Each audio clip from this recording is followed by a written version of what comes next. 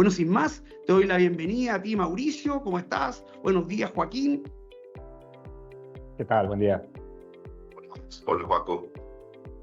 Joaco, bueno, oigan, yo quiero partir con ustedes para decir, cuéntenme un poco, Mauricio, ¿qué ha pasado? Sale elegido el presidente Trump con una serie de promesas que en parte había sido en el periodo inicial, alguna vez que había hecho algunas, pero esta vez venían como reforzadas. El mercado había hecho algunas apuestas, pero parece que hablábamos del día D, el día 2 de abril, el día de la liberación. ¿Qué ocurrió? ¿Qué nos ocurrió? ¿Qué pasó? ¿Qué no estuvo dentro de lo proyectado? A ver si nos puedes ir contando un poquito el contexto y de ahí en adelante después ver lo que está pasando ahora y cómo seguimos avanzando hacia adelante. Perfecto, por supuesto. Gracias de nuevo, Max, Joaco, a todos los clientes, a las personas que nos acompañan hoy. Gracias por sacar este espacio en sus agendas para escucharnos. Y lo que te diría, voy a comenzar con un poco de contexto, como tú lo decías, qué estaban esperando los inversionistas, qué esperaba el mercado y qué fue lo que, de alguna manera, como tú bien lo dices, ha venido sorprendiendo tanto al mercado, sobre todo teniendo en cuenta que estamos en el segundo mandato de Trump, con una agenda que no es tan diferente en términos generales de lo que fue su primer mandato. Pero ¿cuál es la gran diferencia? Y aquí lo podemos ver en este slide que preparamos.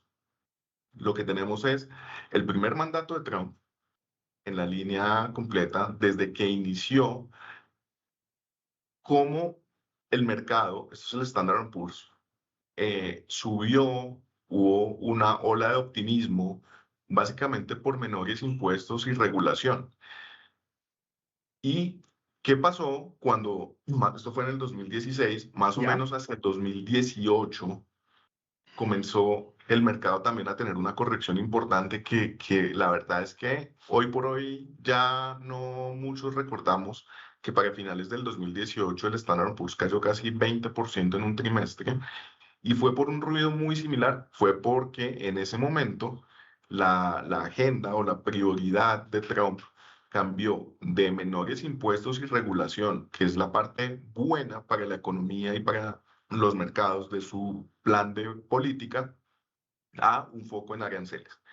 Entonces, esto para decirte que lo que estamos viviendo no es nuevo, esto ya lo vivimos en su primer gobierno, pero ¿cuál es la diferencia? Que el mercado, fíjate ahora qué es lo que ha pasado en este inicio del segundo mandato de Trump.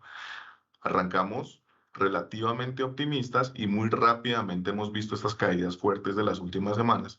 Y la gran diferencia que encontramos es que si bien para el mercado era anticipable que íbamos a tener ruido arancelario, lo que de alguna manera esperábamos o esperaba el mercado es que fuera algo más equilibrado, que Trump, como lo hizo en su primer gobierno, si bien iba a comenzar con algo de aranceles, al mismo tiempo iba a tener también un poco de las buenas cosas que tiene su agenda de gobierno, que son menores impuestos y regulación. Pero si pensamos lo que ha sido este primer trimestre, la realidad es que ha estado completamente enfocado en política comercial y esto lo está dejando para después. No quiere decir que no vaya a ocurrir, pero se está posponiendo en el tiempo. Ok, o sea, básicamente para entender el contexto, cambiamos el orden de la historia. Partimos con aranceles, partimos con el -20, y esperamos que este tema de aranceles tome la agenda probablemente lo que quede este año o más, no sabemos, pero irá ir evolucionando y después también potencialmente podemos tener también de los otros temas que son menores regulaciones, menores impuestos.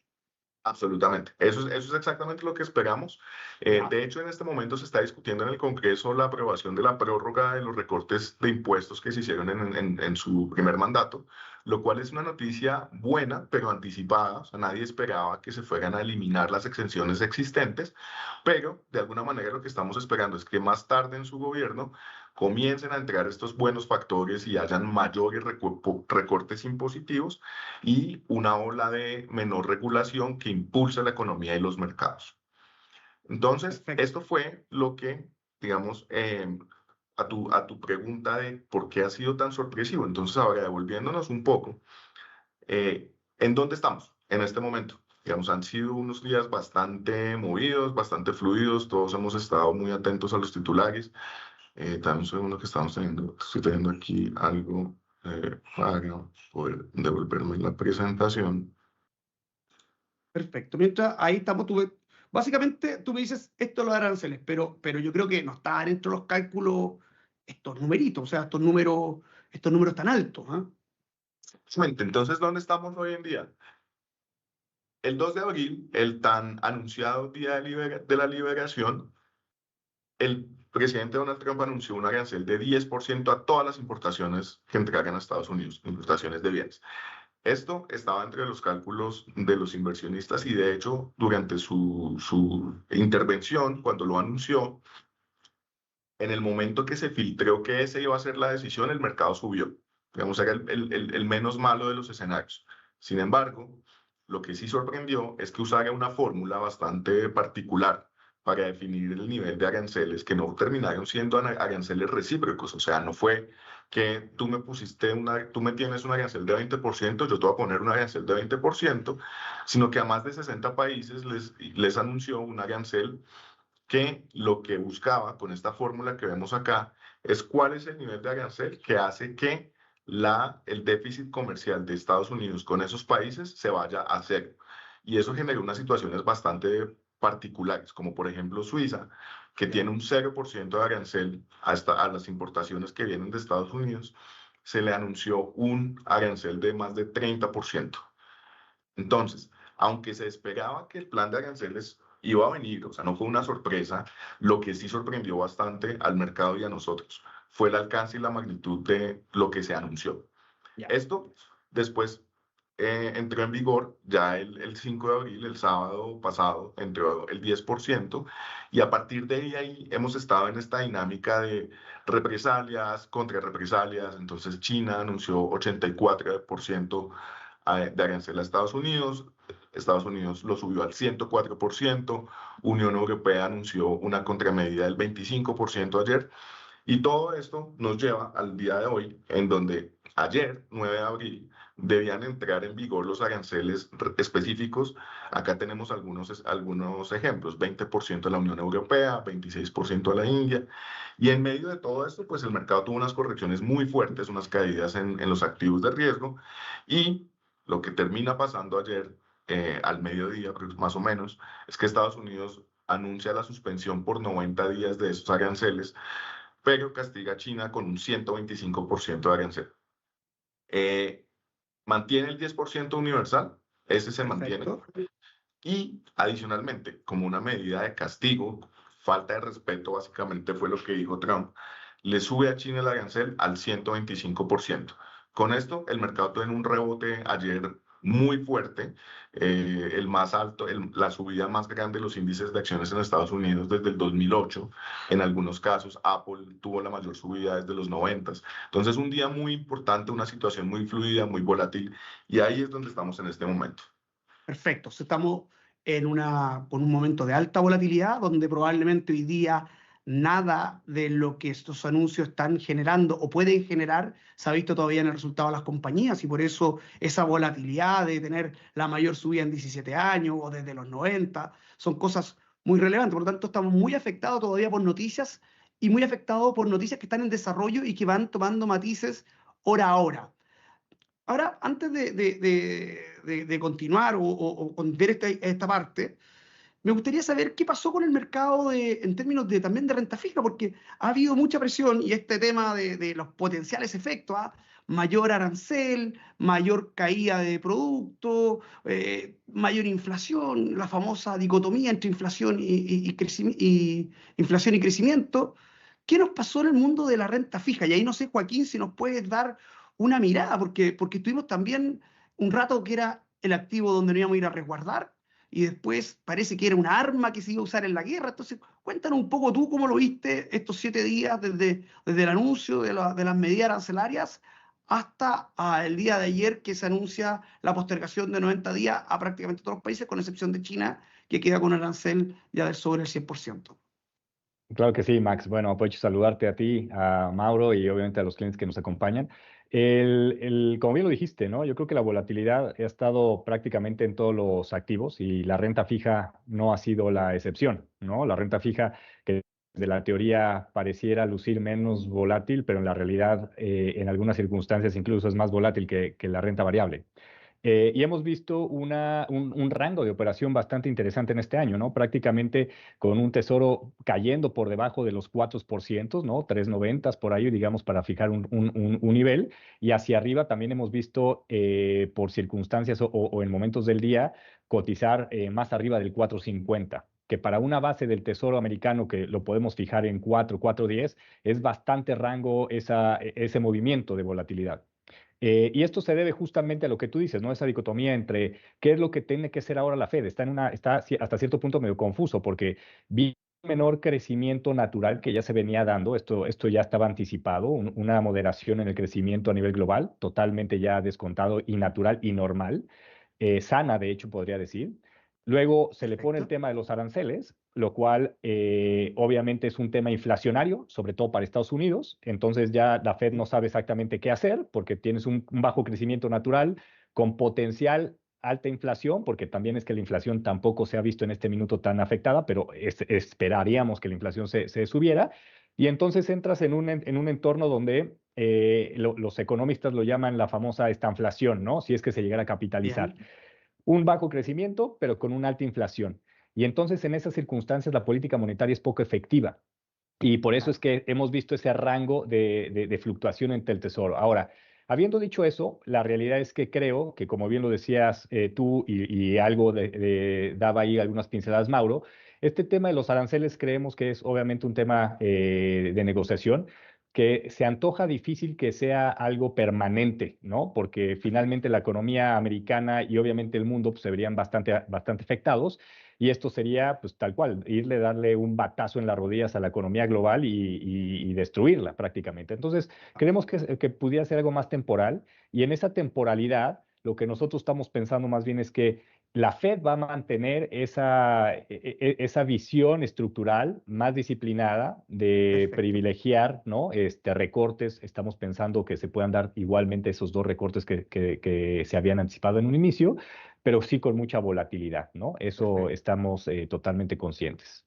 Perfecto. O sea, como que la volatilidad para todos nuestros clientes va a ser algo que nos va a acompañar, primero porque se van a estar renegociando. Yo creo que esto fue una invitación a sentarse a una mesa, una invitación un poco dura, una invitación que nos dijo al tiro hasta dónde quería llegar, que nos dejaba bien complicado o potencialmente nos mostró en una semana todos los posibles efectos adversos, pero creo que para nadie es bueno llegar a ese mundo y yo creo que la invitación es a sentarse. Por eso desde ahí entiendo lo que tú me dices como temporalidad. Y dos, la Reserva Federal también es independiente, entonces tiene un Correcto. doble objetivo, empleo e inflación. Entonces va a tener esa dicotomía hoy, pero también por el lado de la inflación parece que hoy día tuvimos buenas noticias, Juaco, ¿no? Eh, Correcto. Así Sí, que, la inflación, como tú bien dices, viene, a ver, con ciertas presiones. Claramente no vamos a ver una tendencia, no una caída así lineal, así no funcionan las variables macroeconómicas, pero en términos generales, medio ordenada, podríamos decir. Lo que está restringiendo a la Fed de ser un poquito más, con más convicción, es las ¿Mm? expectativas de la inflación, que ahí es en donde justamente tiene que anclarlas para que no vaya después a descontrolarse la inflación y hoy bajar la tasa de interés, pero en un futuro una inflación alta y entonces tenga rápidamente que volver a subir las tasas. Básicamente es el dilema que tiene hoy el Tesoro americano y creo que también vale la pena, ¿no? Porque mucho de esto, y hay muchas teorías conspirativas, ¿no? Pero creo que Claro. dentro de esas teorías conspirativas, la que realmente creo que sí tiene algo de valor es que el endeudamiento de Estados Unidos es alto y tiene que Claro. renegociar obviamente mucha de su deuda. Y a ellos son a los primeros a los que no les conviene tener tasas altas porque obviamente este refinanciamiento es muy costoso para ellos, ¿no? Entonces, por ahí también algo de presión de Trump y lo saco a colación por lo que tú decías, la Fed es totalmente independiente, pero bueno, vamos a tener un Trump también empujando, siendo vocal, a impulsar o invitar, ¿no? A la Invitar. Fed a bajar las tasas de interés.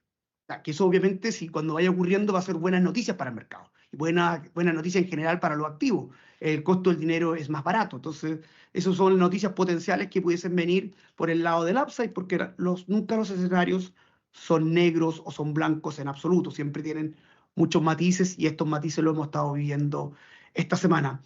Mauro, volviendo un poco a ti, ¿cómo vivimos nosotros o cuáles son los impactos que pudiese tener esto en la economía de nuestra región? Porque y después vamos a ver cómo nos alocamos en los portafolios de inversión, pero también nosotros vivimos, ¿ah? Nosotros vivimos en Chile, en Perú, en Colombia, en México, en Uruguay. Es cómo vemos que esto pudiese afectar, ¿ah? Cómo no, estos aranceles, cómo le pudiese afectar a nuestros clientes que están mirando en este minuto este webinar, que por un lado son inversionistas con nosotros, pero además tienen una empresa, o son importadores, o son exportando, o están en una parte de un suministro, una cadena de la parte intermedia. Cuéntanos cómo ves eso también con estos aranceles.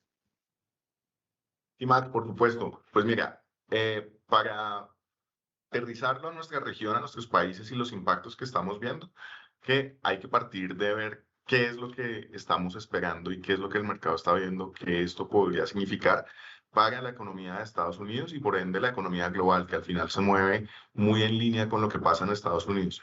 Y aquí lo que vemos es, fíjate cómo una vez, más o menos alrededor de la fecha de la posesión de Trump, las perspectivas de crecimiento para Estados Unidos específicamente, que es cierto, venían siendo desde nuestro punto de vista extremadamente optimistas, ¿no? Se esperaba que con Trump se desataran todos estos animal spirits y que la inversión y la euforia llevara a un crecimiento económico muy fuerte, pues esto ha venido retrocediendo. Aquí lo vemos muy rápidamente alrededor de este ruido de aranceles.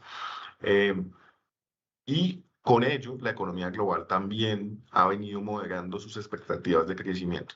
¿Por qué es esto? Porque finalmente, si lo pensamos de esta manera, el arancel, un arancel en Estados Unidos es un impuesto y es un impuesto que además cuando se hacen los cálculos de qué tan fuerte es, fíjate aquí cómo, si se implementara ¿Mm? lo anunciado el día de la liberación, este ¿Ya? incremento en recaudación de impuestos, en lo que se le carga al consumidor americano como mayor impuesto sería el mayor desde 1968. Entonces, un impuesto muy grande que termina teniendo, por un lado, efectos inflacionarios, como ya los mencionó Joaco, por supuesto, pero también un impacto en el consumo. El consumidor americano a estos nuevos niveles de precio tendría que retroceder, las compañías, por ende, tendrían que disminuir sus inversiones, su contratación. Y es que aquí el tema más importante es quién es el que paga este costo del arancel. ¿Quién paga? Porque eso depende quién se afecta y de qué manera. Y desde nuestra perspectiva, el gobierno de Trump está haciendo unos cálculos equivocados cuando plantea que el costo del mayor arancel lo va a terminar pagando el exportador, la compañía extranjera que produce y que va a absorber en sus márgenes el impacto del arancel para que ¿Ya? el producto llegue a Estados Unidos a un precio similar al de antes del arancel. ¿Y por qué pensamos que está equivocado? Porque tenemos una experiencia en el 2018 con los aranceles que puso a varios productos. La transmisión del arancel al precio, al producto final en Estados Unidos fue prácticamente 1 a 1. Entonces, finalmente, el que termina pagando el arancel va a ser el consumidor norteamericano. Y por ende, Perfecto. como lo vemos acá, las utilidades estimadas para las compañías de Estados Unidos pues se terminarán afectando porque la compañía estadounidense va a tener que tomar una decisión de vender menos al nuevo precio o tratar de mantener sus volúmenes pero absorbiendo el costo, el mayor costo en el margen. Entonces, esto para decir que la perspectiva que tenemos de crecimiento económico y por ende de utilidades corporativas en las compañías estadounidenses ha disminuido, se ha deteriorado. Hoy estamos esperando algo bastante menor de lo que esperábamos en el último trimestre del año pasado. Y en ese sentido, la perspectiva para activos de riesgo, que ya hablaremos de eso en detalle, pues es ahora un poco más retador. Ahora, pasando a tu pregunta de cómo llevamos este escenario a la región. ¿Mm? Afortunadamente, y me voy a referir aquí un slide que tenemos sobre cómo quedó Latinoamérica parada en todos estos anuncios de aranceles. La realidad es que aquí estamos viendo Chile, pero Latinoamérica en general anda por aquí, pues nos fue bastante bien en el relativo. Nos fue bastante bien porque la región toda quedó con el 10%, que fue el base, el mínimo, Y aparte de eso, las exenciones que se anunciaron, que fueron a productos como cobre, petróleo, oro, que son los principales productos de exportación de nuestros países, quedaron exentos. Con lo cual, no solo quedamos en esta zona de tarifas de aranceles relativamente bajos, sino que además el porcentaje de exportaciones afectadas es menor. Perfecto. El O más sea, afectado, dale, sí, por perdón. ¿El favor. más afectado quién, perdón, Mauro? No, puedes ver aquí ya rápidamente para terminar que Asia en general, bueno, China es un gran outlier con lo que se anunció ayer, pero el resto de Asia en general fue el más afectado tanto por el porcentaje de exportaciones que van a ser afectadas como por el nivel de aranceles que se les va a imponer. Perfecto. O sea, Entonces, en el relativo nosotros salimos bien parados. sí, tal En el cual. relativo salimos bien parados. Sabemos que va a haber un tema de aranceles, pero cuando uno comparando uno con otro, Latinoamérica, y aquí lo que tú planteabas, sería como, entre comillas, afectada, pero menos afectada que los otros países del mundo. Y por lo que te entiendo, tú me dices, y para los clientes también, porque esto es importante, para después traspasar toda esta información a cómo debiésemos reportfoliar en este mundo cambiante, sería uno de los más complicados, sería Asia. Efectivamente, así lo estamos viendo y la verdad es que esto no es accidental. No, Trump evidentemente le hizo un guiño a Latinoamérica. Lo que está Mira, diciendo es, queremos tener menos dependencia de la de la zona de influencia de China ya, en la cadena de producción y queremos ser estar más conectados con una región que vemos como amiga para Estados Unidos, como lo es Latinoamérica.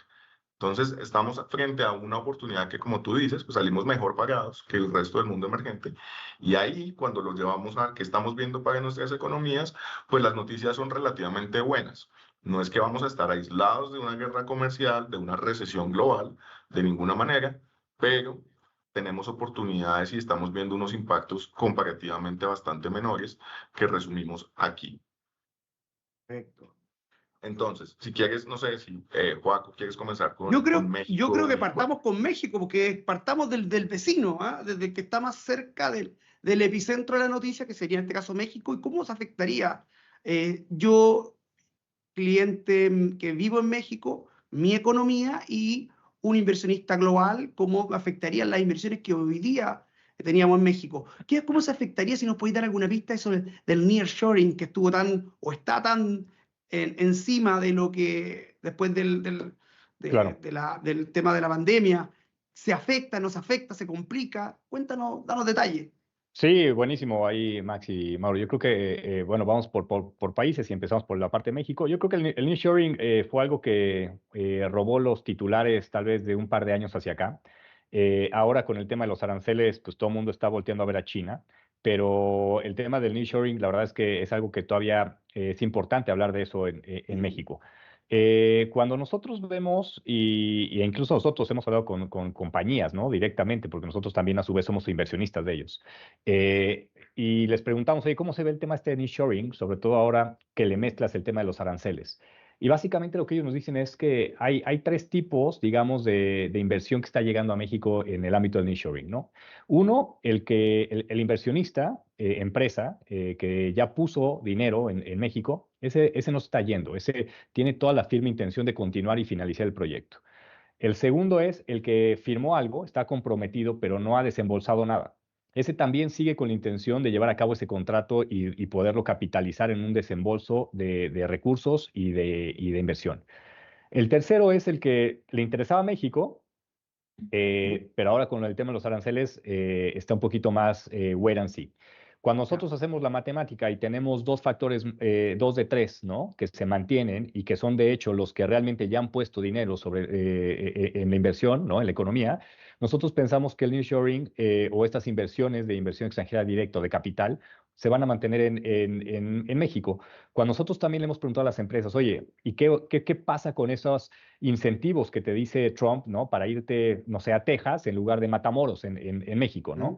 Y ellos nos dicen, mira, es que el tema es, este tema de Trump va a durar 4 años, ¿no? Y yo no pongo una fábrica por 4 años, yo la pongo por los siguientes 30 o 50. Entonces, el yo desmantelar, desautomatizar, despedir, reensamblar del otro lado del río Bravo, volver a construir, volver a automatizar y volver a contratar, es demasiado costoso que ese incentivo fiscal que me pudiera dar no termina compensando. Entonces, en ese sentido, creo que hay bastantes factores para pensar que sí, va a haber algunas empresas obviamente que tengan menos poder de negociación y terminen yéndose del otro lado o haciendo inversiones en Estados Unidos respecto a México, pero el grueso de las empresas, el grueso de las inversiones se mantienen. Y les voy a dejar un dato muy curioso. El tema de la manufactura, que es principalmente la parte norte de México y que compite mucho con Estados Unidos. Hoy un empleado mexicano, o sea, Juan Pérez, gana en el año en manufactura $20,000 al año aproximadamente. Solamente cruzas el río Bravo y en lugar de Juan Pérez, John Smith, ese mismo que hace la misma actividad, John Smith gana $80,000 al año. O sea, más de 4 veces por la misma actividad. Súmale las prestaciones, los seguros y todo lo que involucra contratar a John Smith versus a Juan Pérez. Entonces, todos esos factores creo que también terminan siendo estructurales para que ese nearshoring al menos mantenga la tendencia de que las empresas sigan en Estados Unidos por más presión que pueda haber de Trump. Perfecto. Inflación, cortito, crecimiento, moneda. En tema de crecimiento. En el momento volátil que estamos, o sea, Sí, claro. poniéndolo de en su acuerdo. inventario. A ver, tema de crecimiento, ya lo decía, el mundo igual se iba a desacelerar gradualmente, es decir, iba a ir creciendo a menor ritmo.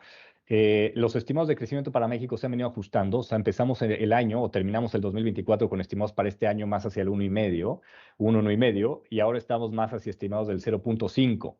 Es decir, sí el crecimiento se ha venido desinflando un poquito las expectativas. Y creo que tiene mucho que ver con lo que platicaba Mauro, ¿no? Si al final el tema económico en Estados Unidos también comienza a menguar, pues como lo dice el viejo dicho, ¿no? A Estados Unidos le da gripa y a nosotros nos da pulmonía. Entonces, obviamente, sí esperaríamos un menor crecimiento.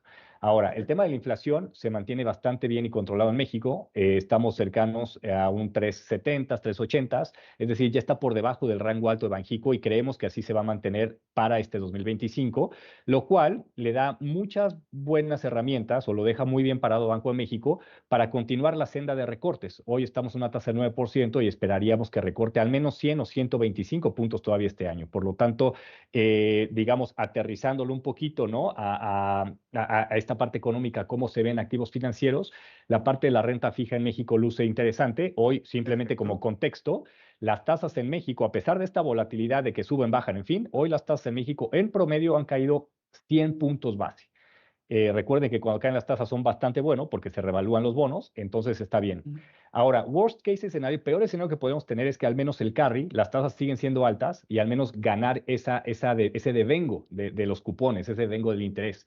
Mejor escenario que no solamente ganes ese devengo, que es muy bueno, sino que además caigan las tasas, que es nuestro escenario, y además tengas ganancia de capital. En México al menos creemos que el escenario para la renta fija luce atractivo en este 2025, independientemente de los escenarios de Trump y del tema de nearshoring y aranceles.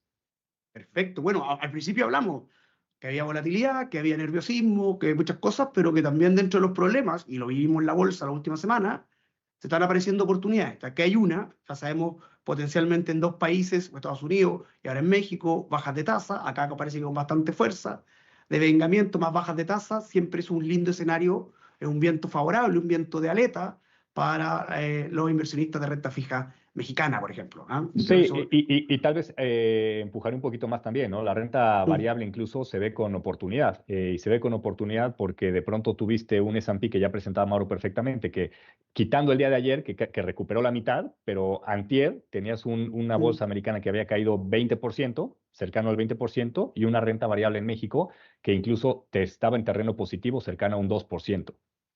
Perfecto. Bueno, excelente. Mauro, pero Latinoamérica no es solo México, por más cerca que esté de Estados Unidos, cuéntanos de la parte de la cordillera de los Andes, eso que parte ahí, a poner un Colombia, un Perú y un Chile. ¿Cómo sería el impacto de esto para después ya pasar nuevamente a ir mirando qué hacemos para adelante en los portafolios? Que yo creo que una de las cosas relevantes que yo creo que gran parte de nuestros clientes y las personas que están viendo el webinar están interesados en saber. Por supuesto, pues mira, si quieres comencemos hablando de Chile. En Chile, y vamos a ver por cierto, algunos temas transversales que se repiten entre las economías, y yo empezaría por decir, si miramos aquí el primer bullet de cada uno de los países, fíjate cómo se repite impacto acotado, moderado, mesurado. Esa es como la tónica de los impactos que estamos viendo, con la excepción de México, que ya Joaco nos lo explicó. Está, digamos, en una posición bastante particular por su cercanía a Estados Unidos, pero aún así estamos viendo una ventana de oportunidad muy interesante. En el caso de Chile, el impacto, el canal de transmisión de todo lo que está ocurriendo con política comercial es principalmente a través del cobre, y del cobre específicamente vía China, que es por mucho el mayor consumidor de cobre del mundo. De hecho, las exportaciones totales de Chile a China son del 38% de sus exportaciones totales, de eso 52% es cobre. Con lo cual, lo que ocurra con China, que sigue siendo el principal punto de presión remanente en esta guerra comercial, que a día de hoy sigue teniendo un 125% de arancel y, por parte de Estados Unidos, China 84% a Estados Unidos. Ya hemos visto unas movidas en la línea de bajarle un poco a esa presión, a la presión de esa guerra, pero definitivamente ese canal y esa incertidumbre de lo que pueda ocurrir con China va a terminar afectando el cobre y por ende a Chile. Sin embargo, vemos unos factores que venimos viendo desde hace ya meses positivos en términos de crecimiento. Seguimos esperando un crecimiento por encima del 2%, que será junto con el de Perú uno de los más altos de la región. Y adicionalmente una inflación que se está estabilizando en niveles todavía relativamente altos, del orden del 4% es lo que se espera para el 2024. Algunos shocks transitorios, precios de energía, precios de útiles escolares, algo como situaciones puntuales, pero que vemos que no están dadas las condiciones para un rebrote inflacionario que preocupe en Chile particularmente, y por ende un banco central que ya ha hecho unos recortes importantes y de donde aún vemos espacio para un recorte, máximo 2 recortes adicionales, que en todo caso nos dejan con un balance de factores macroeconómicos interesante. Crecimiento positivo, buena posición relativa frente a los principales competidores del mundo, que no olvidemos que terminaron más castigados que nuestros países en esta contienda, o por el momento eso es lo que se está dando. Una inflación controlada, un banco central con tasas que ha reducido bastante y puede reducir un poco más, y así entonces estamos viendo positivo la bolsa chilena, que ya ha tenido un muy buen comportamiento en lo que lleva el año, pero vemos que sobre todo en términos relativos frente al resto de la región, y particularmente frente a Brasil, que no aparece acá, pero que lo vemos muy impactado por factores internos, con una inflación, unas expectativas de inflación desbordadas, un banco central que está subiendo tasas agresivamente. Entonces, frente al gigante de la región que es Brasil, la verdad es que vemos muy bien posicionado a Chile tanto en bolsa, en renta fija, y quizás en el FX es donde hemos estado un poco más cautos. Estuvimos positivos cuando el peso llegó a 1000 más o menos en ese nivel. Dijimos, ya lo vemos demasiado castigado. Ahí nos alargamos en el peso, cayó a niveles de 920, 30, y por ahí dijimos, el ruido externo está siendo bien importante, las monedas van a estar afectadas, y volvimos a preferir estar en dólares por el momento. Eso ha funcionado bastante bien. Listo. Pasando a hablar de Colombia. En Colombia también vemos un impacto mesurado, sobre todo mientras se mantenga la exclusión a aranceles al petróleo y metales, al oro particularmente, que son los dos principales productos que exporta Colombia a Estados Unidos. Sin embargo, tenemos una situación local retadora, un crecimiento que se viene desacelerando en cuanto a expectativas, básicamente por presiones inflacionarias, decisiones de salario mínimo, un incremento del salario mínimo muy por encima de la inflación, riesgos fiscales que están presionando fuertemente que no se encuentre una salida pronta, y eso ha hecho que el Banco de la República se mantenga muy cauteloso en cuanto a recortes. Acaba de pausar cuando había una posibilidad de recorte, y en ese sentido vemos un mercado de activos que lo vemos allí en neutralidad, tanto en bolsa, después de un comienzo de año extraordinario, retornos casi del 20% en moneda local en muy poco tiempo, un poco bajándole al negativismo que se había permeado en el mercado. Ahí nos neutralizamos, creemos que hay que tener cautela, la economía debería crecer, pero tenemos unos riesgos fiscales muy elevados y por esa misma razón en la renta fija local también somos neutrales y en el peso colombiano lo vemos castigado. Eso nos hace pensar que no tiene demasiado espacio adicional para desvalorizarse, pero por los mismos factores que dije antes, nos mantenemos con cautela. Y termino con Perú, en donde el impacto de aranceles, igual que en los dos países anteriores, lo vemos moderado. El precio del cobre, igual que en el caso de Chile, siendo su principal producto de exportación, es el principal canal de conexión con esta crisis. Pero ahí vemos una devaluación del sol, igual que en los demás países, potencialmente algo de devaluación que mitiga parcialmente los impactos negativos. Crecimiento positivo en torno al 3%, el más alto de las economías de la región, una inflación con algo de presiones al alza, pero la verdad que muy controlada, 1,3%. Yo creo que es las inflaciones más bajas, no solo de la región, sino creería que del mundo en este momento, 1,3% es muy controlado. Eso va a permitir que el Banco Central haga uno o dos recortes adicionales, o sea, una economía que macroeconómicamente se ve muy sólida y eso debería continuar impulsando la bolsa, donde estamos positivos, a pesar de que trae un año bastante bueno. Renta fija local ha corrido bastante y por eso nos mantenemos neutrales, algo más cautelosos. Y en el FX, la verdad es que tiene también una de las monedas más estables del mundo y creemos que eso debería seguir siendo de esta manera, por lo cual nos mantenemos algo neutrales. Ahí como el resumen de la visión de los países. Perfecto. Oye, gracias a los dos en ese punto. Y ahora vamos en el último tercio de este webinar, mercados y recomendaciones, porque acá tenemos que bajar todos estos conocimientos de oportunidades en México en esto, oportunidades en Chile en esto otro, que Perú tiene la inflación de las más bajas del mundo. ¿Cómo construyo este portafolio? ¿Qué tengo que hacer? Porque indefectiblemente hay que tener claro de que la volatilidad nos va a seguir acompañando. B, los objetivos de Trump son renegociar los aranceles con la gran parte, muchos países, y con algunos con mucha intención a sentarse en la mesa para disminuir su déficit fiscal, etcétera, su déficit cuenta corriente. Entonces, ¿cómo nos paramos? ¿Qué hacemos?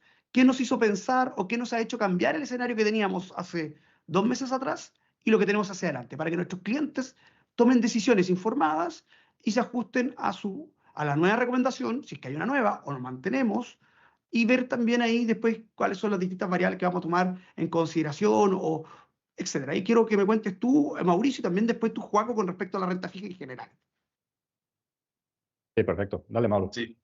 Sí, por supuesto, Miguel. Partiría por decirlo, quizás el principal driver de nuestra recomendación y de nuestras decisiones es, ¿esperamos o no esperamos una recesión en Estados Unidos y recesión global en los próximos 12 meses?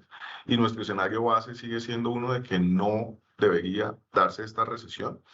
Es un menor crecimiento efectivamente, pero por algunos de los elementos que mencionaba Joaco, porque esperaríamos que esta tensión comercial sea temporal y porque tenemos unos elementos cuando lo comparamos con otras crisis que vivimos anteriormente, por ejemplo el 2008. En el 2008, los políticos en Washington no pudieron hacer nada para evitar que la crisis fuera de la magnitud que fue, porque fue una acumulación de excesos macroeconómicos, de exceso de apalancamiento, principalmente de problemas profundos en el mercado de finca raíz, que en este caso no son la situación. Esta es una situación muy diferente porque en este momento la economía, el balance de los hogares, de las compañías, viene bastante bien y venía muy bien hasta que comenzamos con el ruido de política comercial. Pero lo que ocurrió ayer es una muestra muy clara de cómo con la decisión de una persona que está en política, todo esto puede reversar, puede cambiar y que en el fondo la economía tiene unos fundamentos que siguen siendo saludables. Ahora, saludables, pero se ha deteriorado, como lo dije antes, el panorama de crecimiento económico y de crecimiento de utilidades, porque es cierto que va a haber algún nivel de arancel. Y esta incertidumbre también le hace bastante daño a la economía. Los consumidores son un poco más conservadores a la hora de tomar decisiones, de planear las siguientes vacaciones, de cambiar de automóvil. Las compañías son un poco más cautelosas a la hora de contratar, de invertir en nuevas plantas, en nuevos activos. Es decir, se crea un ambiente de cautela que finalmente lo que termina generando es menor crecimiento, menores utilidades. En ese contexto es que estamos cambiando la recomendación, particularmente después del rebote que se dio ayer. Nosotros esperábamos que esto ocurriera porque incluso en los mercados más complicados que hemos tenido en los últimos 30 años, en el 2008 tuvimos unos rebotes muy importantes en medio de esa tendencia bajista. Entonces nosotros esperamos un mercado volátil, no Bien. necesariamente recesivo, un mercado con caídas muy fuertes, pero sí un panorama donde los activos de riesgo tienen una relación riesgo-retorno que nos gusta bastante menos. Es Bien. decir, retornos esperados un poco más bajos con mayor volatilidad. Y eso nos hace cambiar nuestro nuestra preferencia por renta variable que hemos mantenido por más de un año y lo estamos neutralizando a la vez que estamos subiendo la renta fija de subponderación a neutralidad. Es decir, nos estamos poniendo en una estrategia mucho más conservadora, de esperar a que pase un Bien. poco esta tormenta. Bien, o sea, en términos simples, nuestra recomendación es disminuir en parte la sobreexposición que teníamos en renta variable, en acciones, bajarla y eso llevarlo hacia el mundo de la renta fija, a través de un fondo mutuo de renta fija, a través de los bonos. Eso es básicamente bajar la volatilidad y esperar y entender un poco más lo que vaya a ocurrir. Por ahora, dado que la volatilidad va a continuar y tenemos un impacto moderado todavía, no vemos una recesión, que eso es clave, anclarlo. Entonces, oye, ¿las compañías van a seguir vendiendo? Sí, ¿les va a ir bien? Sí, pero menos bien de lo que estábamos esperando hace un par de meses atrás. No tenemos un escenario catastrofista, por lo tanto, mantenemos una posición en renta variable, no estamos cortos en renta variable, pero sí neutralizamos. Y obviamente la renta variable, antes después de darle el paso a renta fija, como viene en corto, porque yo creo que ya lo explicaste, van a haber países o regiones que nos siguen gustando las compañías para estar en renta variable y otras que no nos van a gustar. Cuéntanos un poquito cuáles son las que nos gustan y cuáles no nos gustan. En breve, para darle el espacio a Joaco y Sí, algunas preguntas. por supuesto, no, muy rápido. Como lo hemos venido hablando durante la presentación, en medio de esta situación hay ganadores, hay perdedores, hay algunos que están más afectados y eso es lo que estamos reflejando aquí en la selectividad. Es decir, nos estamos neutralizando en el posicionamiento al activo de renta variable, pero al interior seguimos viendo oportunidades. Estados Unidos y Japón, sentimos que después de las correcciones tan fuertes que han tenido, pero también las perspectivas fundamentales que vemos en estos dos países por productividad, por reformas corporativas, los deja en una posición bastante mejor en medio de esta situación. Por el contrario, Europa y Japón, por su orientación mucho más exportadora, porque tienen mucho menos capacidad para implementar estímulos monetarios, fiscales, lo vemos en una posición relativa más complicada y por eso estamos con una subponderación en estas dos regiones. Y Latinoamérica, que ha venido siendo para nosotros una subponderación de bastante tiempo atrás, particularmente por Brasil, la estamos subiendo a neutral porque, como lo dije antes, en medio de todo lo que ha venido pasando, la verdad es que en términos relativos salió mucho mejor para que Estados Unidos y así esperamos que esto sea un viento de cola para los retornos en la región. Perfecto, entonces mantenemos a Estados Unidos positivo, estamos positivos en Japón, menos en Europa y obviamente un poquito menos también en Asia. Y Latinoamérica, que lo habíamos tenido un poquito subponderado, hoy habría que posicionarse un poquito más para tener en este momento con alta volatilidad un portafolio sumamente bien diversificado. Eso es clave. Ahora yo antes de darle la paso a Joaco, siempre es clave y sobre todo en estos momentos de volatilidad estar bien diversificado. Yo creo que a ustedes que están ahí detrás de las cámaras, están detrás de la pantalla, es más que nunca es interesante estos momentos de volatilidad, que son dolorosos, entender primero si estaba bien perfilado, es reconocer si yo verdaderamente era perfil agresivo o yo no era moderado.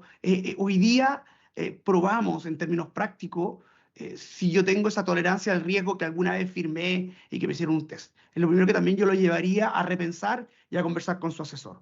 Y segundo, llevaría a reevaluar estas regiones, ¿ah? Para dejarlo bien diversificado, porque ya con un escenario de volatilidad que nos va a acompañar y con un escenario donde el crecimiento va a caer, pero no recesivo, estas regiones debiesen ponderarse o ponderarse de esta manera para tener un muy buen performance o un mejor performance de lo que teníamos planificado antiguamente. Y ahora pasemos a renta fija, Joaco. Sí, ¿cómo ves?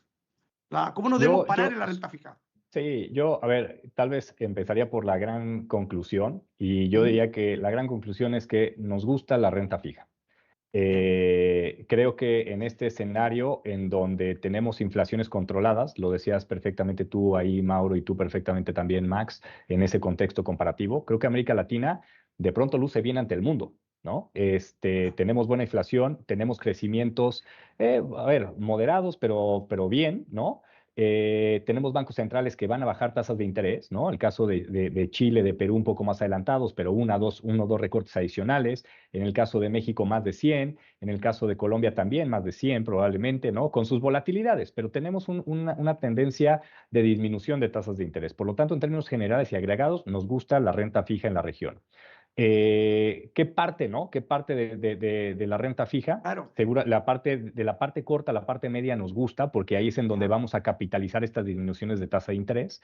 De la parte media hacia la parte larga de la curva, es decir, ya plazos más largos, seguramente podemos ver algo de volatilidades muy ligadas a la volatilidad propia del Tesoro americano, y ahí estaríamos tal vez un poquito más neutrales respecto a la parte corta y media, en donde sí estamos positivos en términos generales, ¿no? Entonces creo que es un activo que debiese de funcionar bien en lo que resta del año. Y es un Perfecto. activo que también hay que decirlo, a veces es medio ingrato, ¿no? Porque si a la economía le va mal, a la renta fija le va bien, Sí, porque claro. la economía se desacelera, los bancos centrales necesitan recortar tasas de interés, necesitan hacer el costo del dinero más barato, las inflaciones caen por un dinamismo económico menor y eso beneficia bastante al activo de renta fija, ¿no? Ese sería un caso extremo. No esperamos eso, como bien lo decías tú, Mauro y Max, no Claro. esperamos esas desaceleraciones de recesiones, ¿no? Pero incluso en una actividad económica como la que se ha mantenido hasta ahora, con bancos centrales recortando inflaciones controladas, el activo renta fija también luce bastante atractivo. Por lo tanto, en términos generales, yo sí destacaría que la renta fija pues debiese de ser un activo que tenga un desempeño bueno en lo que va en lo que resta del 2025. Les repito, sí va a haber volatilidades, pero en términos generales creo que es un activo que debiese de funcionar. Perfecto. Bueno, eso entonces es interesante porque si tiene ese atractivo, por eso estamos subiendo renta fija, bajando un poquito renta variable para tomar esas buenas rentabilidades. Ahora, también, y ahora nuevamente le hablo a ustedes, nuestros inversionistas, nuestros clientes de Sura, que están repartidos en todas las latitudes, desde el Río Bravo hasta Punta Arenas, hasta el Cabo de Hornos. Primero, recordarles siempre que la renta fija, lamentablemente, no es fija, ¿ah? Tiene volatilidades y por eso Joaco lo dijo muy bien. En este ambiente de mucha tensión, probablemente la parte larga va a estar muy movediza. Y lo que él recomienda es estar en la parte media, en la parte corta. ¿Para qué? Para aprovechar ese atractivo, pero no tener tanto movimiento, porque sabemos que los próximos meses van a ser volátiles. Entonces, para ir cerrando lo que es la recomendación, subirnos en renta fija, aprovechando este atractivo, bajar un poco la renta variable porque la volatilidad va a estar y se nos aumentó la volatilidad, el riesgo, pero nos bajó un poquito el retorno, no catastróficamente, pero nos bajó porque el crecimiento va a ser menor, las utilidades van a ser más bajas y eso ya le hace perder ese atractivo para no estar sobreexpuesto. Hay que tener lo que el perfil indique.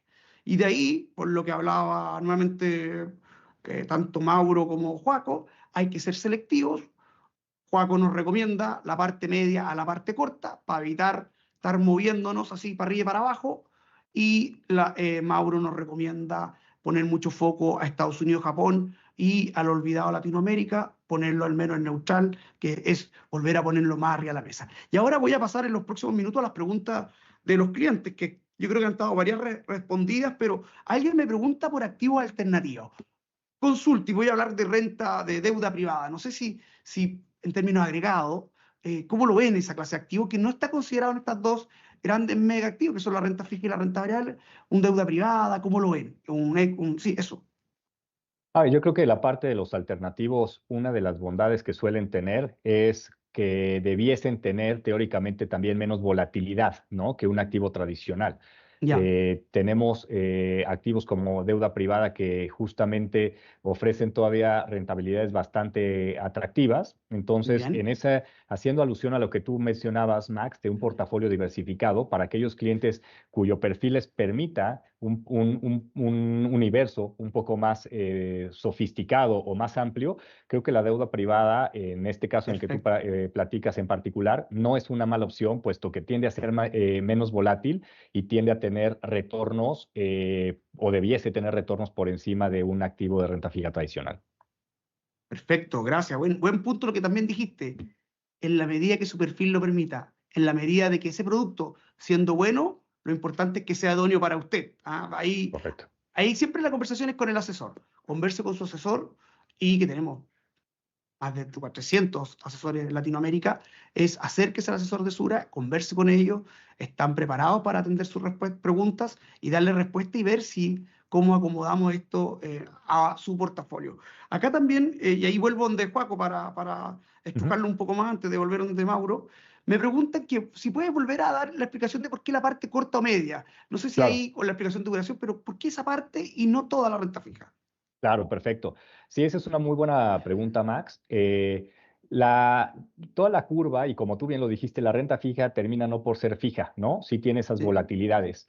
Y los nodos de la curva no se mueven igual. Es decir, si la renta fija sube, no todos los bonos de todos los vencimientos suben o bajan. Hay ciertas distorsiones y movimientos.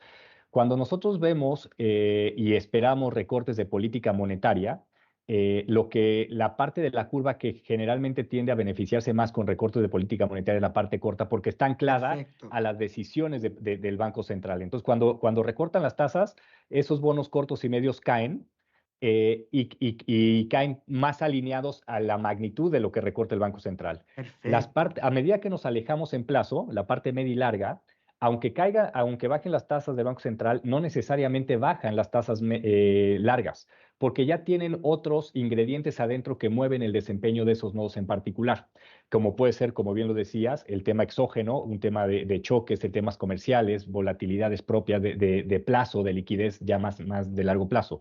Por eso es que nosotros preferimos la parte media y la parte corta, porque nos beneficiamos de esa caída del Banco Central, pero todavía tenemos un poquito de duración. La duración es básicamente como un multiplicador, por así decirlo. El multiplicador todavía es atractivo, pero no muy largo, de tal forma que si caen las tasas, pues nos da un poco más de rentabilidad. Perfecto, ahí yo lo voy a tratar de graficar para ustedes. Si la tasa corta baja, los mayores beneficiados son los que están cerca de este epicentro, es decir, los Correcto. plazos cortitos, los plazos medios. Y eso, si ya están además atractivas, porque dijiste tan bonitas las niveles de tasa, tan interesante, con una inflación medianamente controlada, es decir, están devengando en forma bonita y además con una baja de tasa van a ser los mayores beneficiados porque están más cerca de ese epicentro.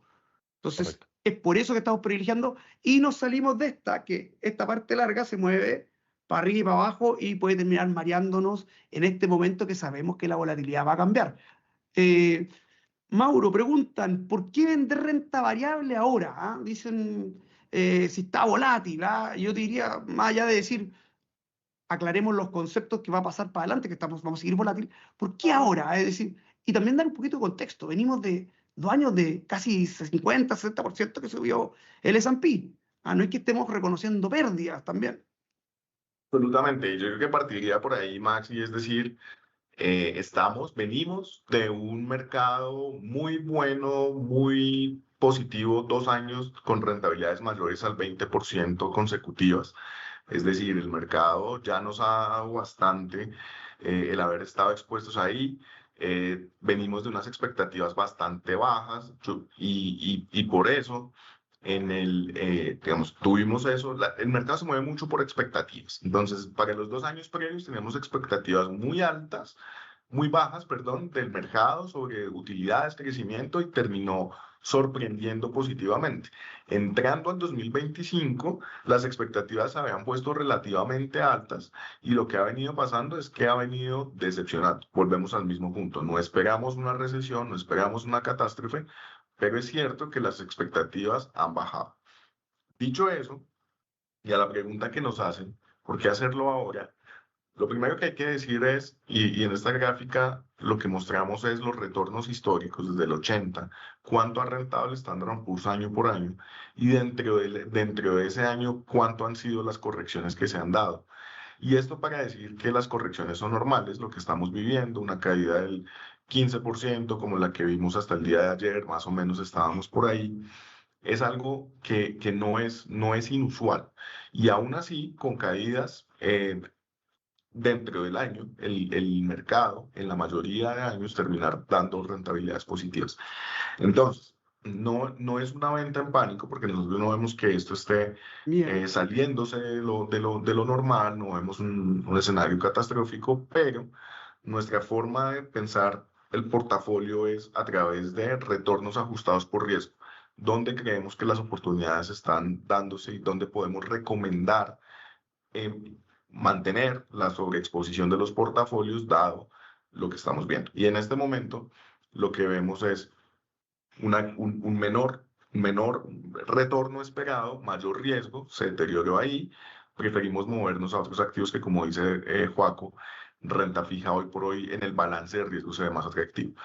¿Por qué lo estamos haciendo en este momento? Concretamente, nosotros venimos con esta visión desde hace semanas, pero vemos que el mercado, cuando entra en esta dinámica negativa que ha tenido en los últimos días, se aceleró con el día, con los anuncios de la semana pasada, pero el mercado ha estado en un entorno demasiado negativo, demasiado pesimista y cuando eso pasa, se sobreextienden las pérdidas. Nosotros estuvimos cautos hasta básicamente el día de ayer, pero con la corrección tan importante que se dio ayer, con una subida de más del 10%, ahí es donde creemos que vale la pena comenzar a aprovechar esos rebotes, esos momentos, esas ventanas de salida que se dan para ir ordenadamente disminuyendo el riesgo hacia la neutralidad. Perfecto. Mauro, oye, un par de cosas interesantes de este gráfico. Muchas veces, y los puntitos rojos que están acá, es súper interesante verlos, o puntitos, no sé, los puntitos. Yo soy daltónico, así que puede que no sea rojo.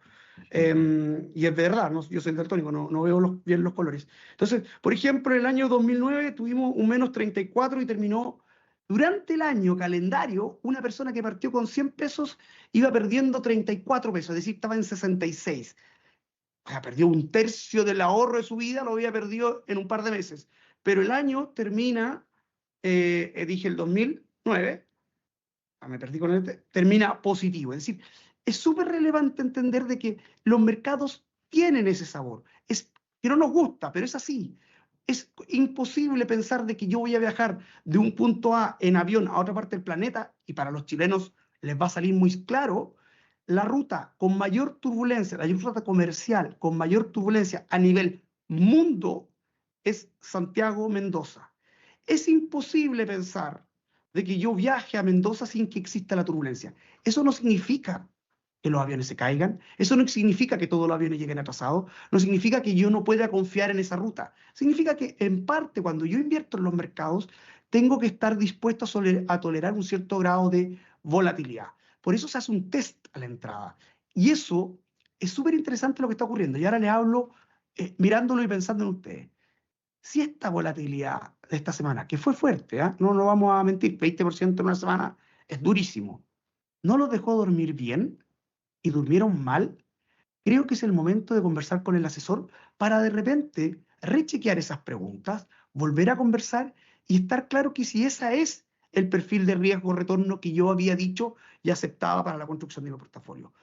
Y esto es lo más natural del mundo. Uno cambia su riesgo-retorno o su perfil de inversión porque pasan los años, porque después de una experiencia fuerte. Es decir, es natural siempre estar rechequeando cómo es mi nueva tolerancia al riesgo. Y eso puede cambiar a través de los años. Por lo tanto, es interesante que estos periodos de shock nos hagan reflexionar sobre eso.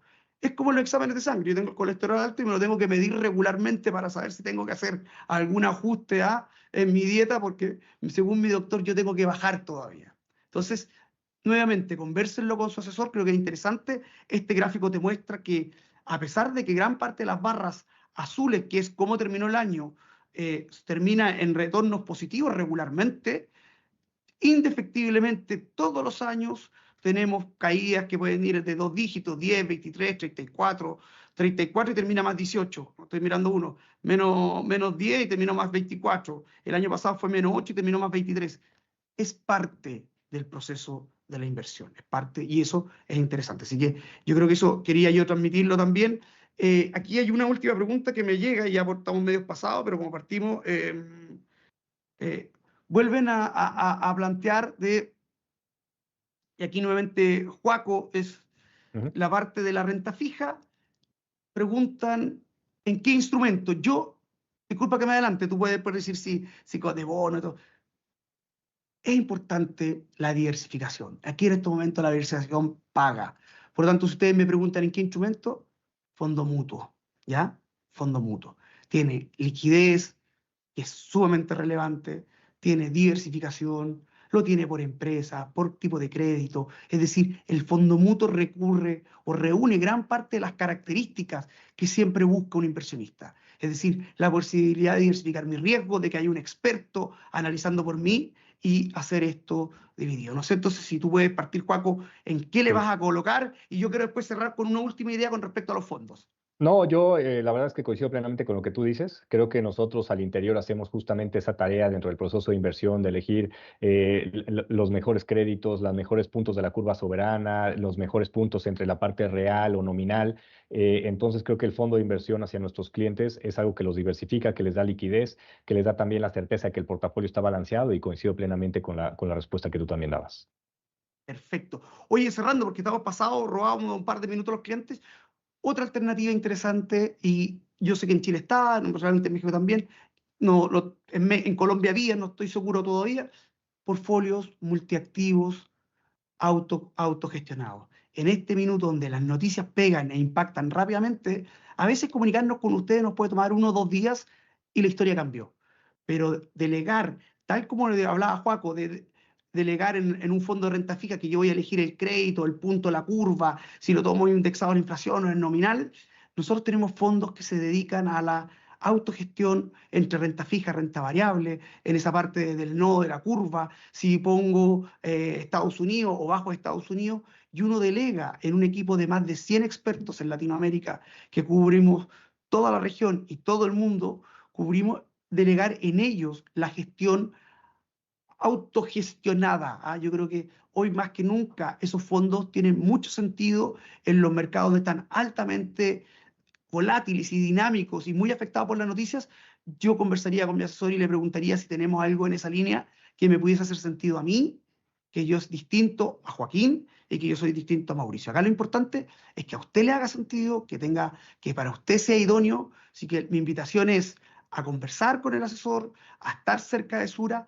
Nosotros, y ya me voy a agradecer a ustedes dos, como compañía, les queremos agradecer este tiempo. Nuestro objetivo, nuestra intención es siempre estar cercanos a ustedes en estos momentos que son más turbulentos, con mayor razón, y tienen todo el derecho. Y por favor los invito a hacerle sus consultas a sus asesores. Nosotros estamos para eso. En estos minutos tenemos la información, los mercados están turbulentos, nosotros no podemos parar la turbulencia, pero sí podemos asesorarlos a cómo la turbulencia, a explicársela, como partimos los primeros 20 minutos, a ver cómo nos va a afectar a nosotros en nuestro país y también en darle algunas alternativas o soluciones dado este escenario. Así que, Mauricio, Joaquín, muchas gracias por su tiempo.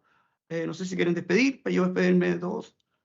No, gracias a ustedes, gracias Max, Mauro por el espacio, y muchas gracias a los clientes que se conectaron y nos escucharon.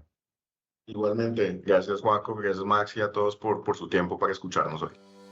Nuevamente a todos ustedes, muchas gracias. Nos vemos en una próxima oportunidad y fue un agrado haber estado con ustedes y que tengan un lindo día.